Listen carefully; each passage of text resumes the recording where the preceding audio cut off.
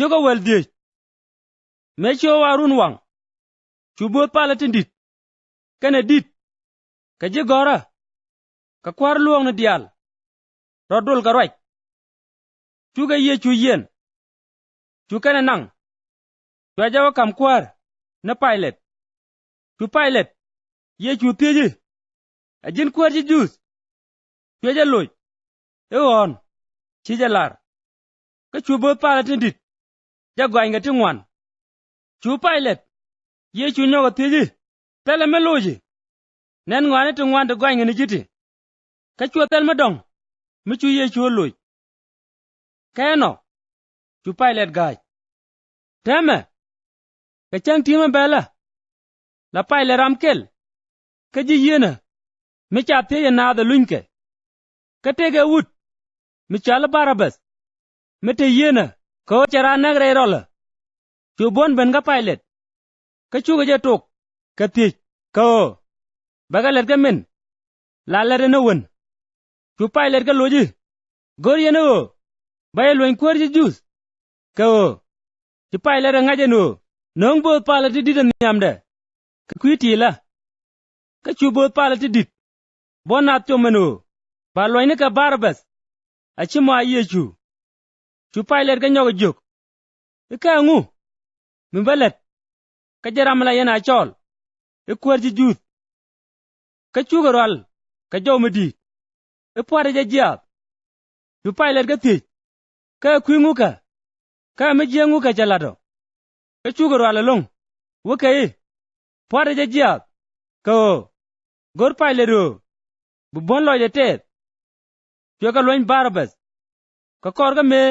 Jaye chu dwek. Chu aja kam ke. Ko. Ba jaw pwad jak. Chu lat keri ye chu nang. Rei kal doar kwar. Chu gora chol kan dial. Chu ga ye chu runy. Ka bi mi bor mi mer. Ka me cha kum kwene tak. Chu ga lat wide. Chu ga jatok. Kader. Wakai. Male. Kwar ji jus. Chu ga wide yot. Ka ket. Ka chu ga jangul ga roi. Ka chu gora ka mwal. Chit ga mi lot ga nije. Meji kena bui. Chu ga bien mer woi poinde. Ka chu ga jaro inga benike. Chu ga janang rar. Ko baja pwad jat. Mechi grum. Ka jel. Mi chal Simon. Rarol Sirin. Malagwan Alexander. Kena Rufus. Chu ga jakok. Eba jaden wa ye chu partin kap. Chu ga ye chu nongwa mi chale. Golgosa. Min lo. Wat pora. Chu ga jakam kang. Mi chaliom ka wal mi kei. Ka chu ga lok. Chu ga pwad jat. Ka chu ga bene ka dakam ni kien. Ka yor gang ne. Ko. Ba min. Brahma maya kan ngach. Ken gwadamo. Karun wang. Chu ga pwad jat. A ken tal chang ne chup. Ka chu ga chio ka min gwa ngene ja gor. E kwar ji jus. Ka chwa wunu te mach. Na dang ra pwad. Ka ja kel. Ja kel pwad. Chuide. Ka kel chamde. Kaino. Churuane kwat. Ti cha gora thok. Tin wei. Kaja mat kel. Ka jidwere. Ka chune de jel. Ka duob ja bui. Tiang wat kien. Wakai. Ah. Jin. Ramade lwa kwa dek. Ka chung je. Ka nindang diok. Jin karodu. Ka berpin wijat. Ka jan duob ma. Chubot pala ti dit. Kene je gora ja bui. Kam ni kien. Wakai. Chane ko kien ken. Ka charora luanga kan. Amasaya. Kwar Israel. Kuben pintame wijat. Ko. Minde ko janen. Ka dega jangat. Ka chune tin cha pwat ka jakel. Jayaba. Me sho wa changdar. Chuo chol ke liu. Chu mena ta diok. Ka meji chang robok. Chu ye chu chut. Ka jo medidi. Alo. Alo. Lama sabanai. Melunu. Kuzda. Kuzda. Anguchi ya bany pinyo. Meji tanap. Tinte chunga jaling. Chuga wei. Liang aja. Chola ni iliya. Churam kel. Ring. Chue libe. Miti pianga kwang. Mike winung.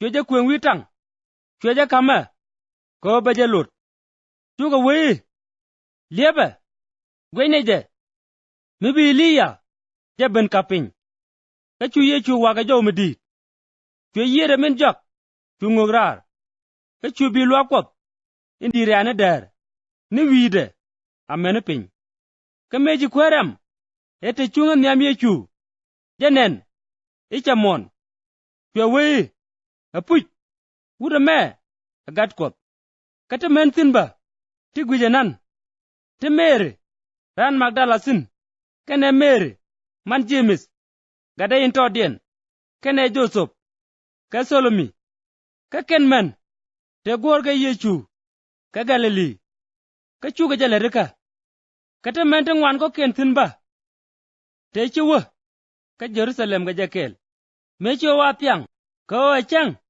mrel ngwa ga ga je mila chang nyam aken chang longono ben tu Joseph ran Armasia mila ran longni kalot ka nap waka pilot asel dual milim ne ben kwara kwap pye pon ye chuti ka pilot ka chu pilot ga ko chi ye chu sung liu ka chwe kwaram chol ka chwe je pye mi chi ye chu tung liu ka me che je jek ka kwara menu chi ye chu liu pye pon ya kam Joseph ka chu Joseph bi pop mo gwa kok ka chwe pon ye chu kapin ka chwe je rit ka bi mo gwa ka chwe je watwaj dai ko ga mi cha gwang pon pam na won ka chwe to ko ga dil ga pam ka chwe mere ran Magdala kene mere man Joseph gwat